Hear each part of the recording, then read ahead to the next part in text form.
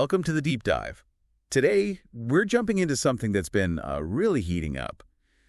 The feud between Donald Trump and Elon Musk. Yeah, it's moved beyond just social media posts. We're talking potential policy changes now. Exactly. Our goal here is to unpack what's going on, look at the billions potentially at stake, and what this whole clash could mean for tech, for clean energy, and even, space.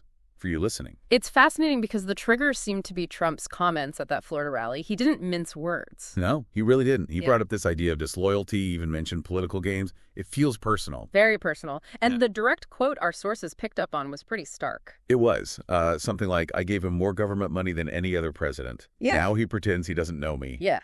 And then the kicker. If I'm back in the White House, no more subsidies for Elon's toys. Toys. That frames Tesla and SpaceX in a very specific way. It certainly does. And, this isn't totally out of the blue, is it? There's some history here. Right. Musk was actually on Trump's advisory councils, remember? For a while, at least. Oh, yeah, briefly. Yeah. Until he left over the climate policy disagreements. Paris Accord, wasn't it? Exactly. And since then, Musk's sort of positioned himself, publicly anyway, as more centrist. He's hit out at both Biden and Trump. Which probably doesn't endear him to either side completely. Yeah.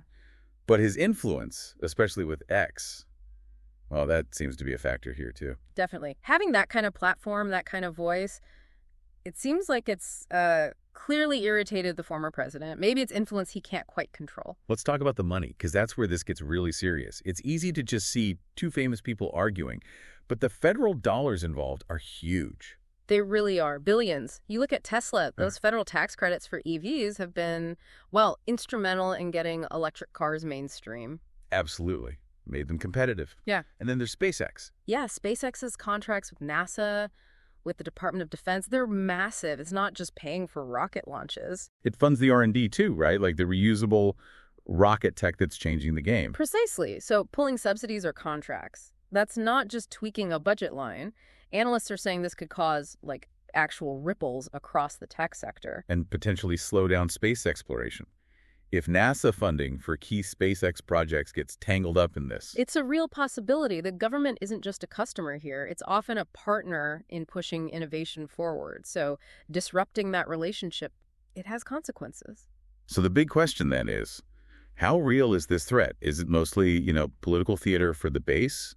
Or is it a genuine policy preview if Trump wins again? Well, sources suggest it could be a bit of both. There's definitely an element of political showmanship, maybe punishing someone seen as disloyal. But it's not just talk. Yeah.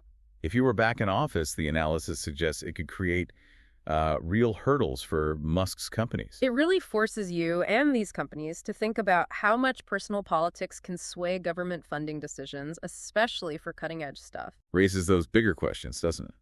About how intertwined politics and major tech innovation are becoming. Will companies need to start playing politics more? It's a tricky path. And Musk's response to all this, pretty characteristic, actually. Not a formal statement, right? No, nothing official. Just apparently a cryptic meme posted on X right after Trump's rally speech. Which, of course, just fuels more speculation, with Right. Defiance, dismissal. Who knows? Exactly. It just adds another layer to this unconventional back and forth. So it's clear this is much more than just a celebrity spat. It feels like it could actually, shape what happens next in tech, in green energy, maybe even America's ambitions in space. It really could. The stakes are surprisingly high. So as we finish up this deep dive, here's something for you to think about.